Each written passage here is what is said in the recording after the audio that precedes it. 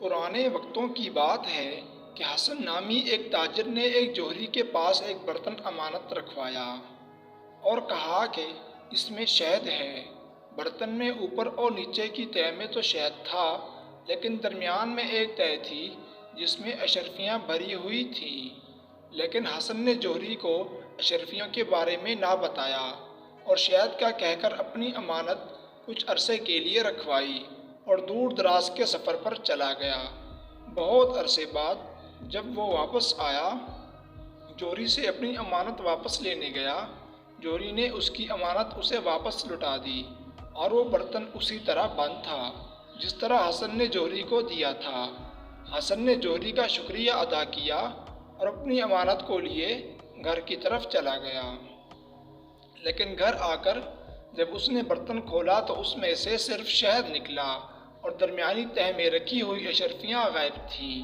وہ بہت پریشان ہوا اور جوہری کے پاس گیا، لیکن جوہری نے اس کی بات ماننے سے انکار کر دیا اور کہا کہ تم نے صرف میرے پاس شہد امانت رکھوایا تھا جو میں نے تمہیں واپس کر دیا۔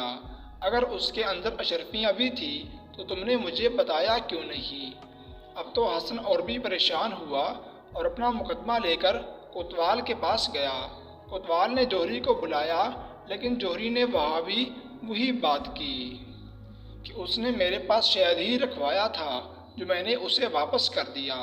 کوتوال بھی یہ بات سن کر چپ کر گیا کیونکہ جوہری کی بات ٹھیک تھی، لیکن اسے محسوس ہو رہا تھا کہ حسن جھوٹا نہیں۔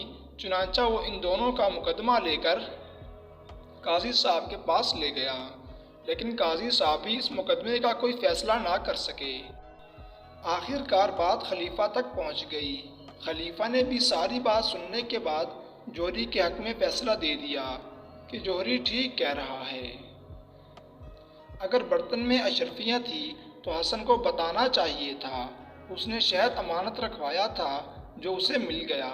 حسن افسردہ ہو کر خلیفہ کے دربار سے چلا گیا۔ سب کو پتہ تھا کہ حسن سچا ہے، لیکن وہ اس عجیب و غریب مقدمے کا فیصلہ کرنے سے قاصر تھے۔ کچھ دن گزرنے کے بعد خلیفہ بھیس بدل کر اپنی عادت کے مطابق شہر کا جائزہ لینے گیا۔ ایک جگہ اس نے کچھ بچے کھیلتے دیکھے جن میں سے ایک خلیفہ بنا ہوا تھا، ایک جوہری اور ایک حسن، اور وہ اسی مقدمے کے بارے میں بات کر رہے تھے۔ خلیفہ رک کر دیکھنے لگ گیا۔ حسن نے اپنا مقدمہ پیش کیا، جوہری نے ماننے سے انکار کر دیا تو خلیفہ بنے بچے نے کہا کہ شاہی حکیم کو بلایا جائے۔ ایک بچہ شاہی حکیم کے روپ میں آیا۔ خلیفہ بنے بچے نے اس سے کہا کہ اس شہد کو چکھ کر بتاؤ کہ یہ کتنا پرانا ہے۔ شاہی طبیب نے چکھنے کے بعد کہا کہ یہ شہد تازہ ہے، یعنی زیادہ عرصہ پرانا نہیں ہے۔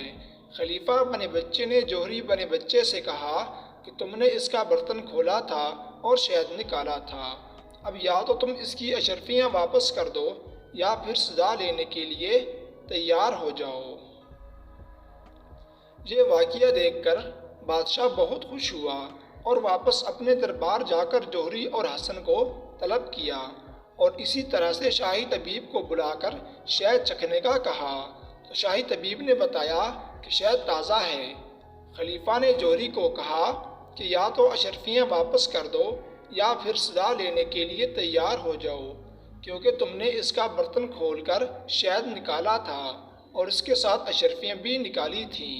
جوہری نے تسلیم کر لیا اور حسن کی اشرفیاں واپس کر دیں۔